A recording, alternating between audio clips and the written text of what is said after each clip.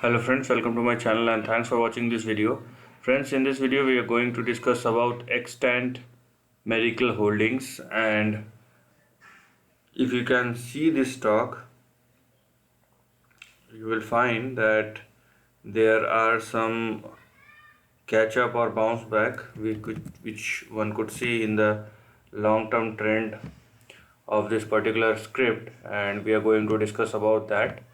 So before that, if you haven't subscribed my channel, hit the subscription button and also hit the notification button to get the notification of my upcoming videos.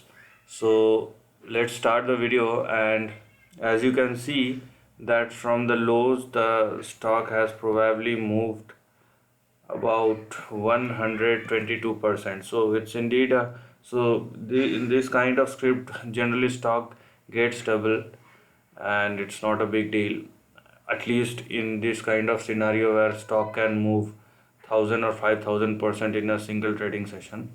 Now, having said that, one should understand that the chart pattern which you are looking is a long term declining trend. Okay, so here you have your trend.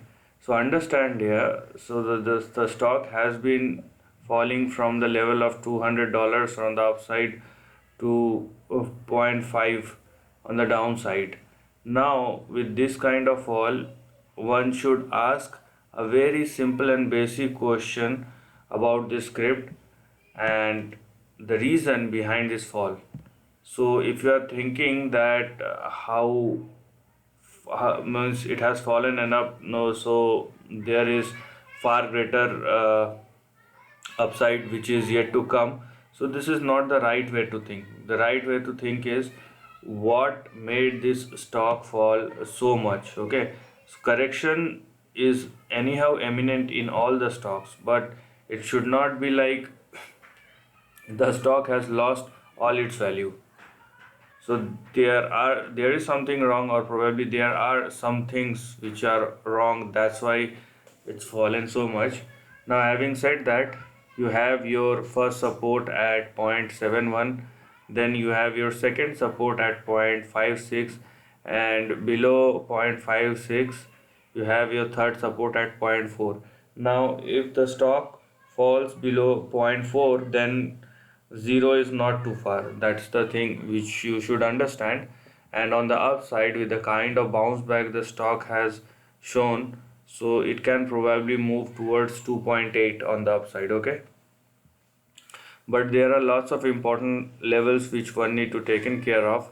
It's not about the bounce back. So anyhow, the whatever move you can see on the upside will definitely or only be a bounce back for the time being, because a new trend will only start once the stock crosses its previous high of $200, or its previous high of 2012 or 13. Okay, so till then whatever you can see here is nothing but a bounce back. So you have your first resistance or target at 2.8, and after that if it crosses 2.8 or $3, then you have 4.7 on the upside.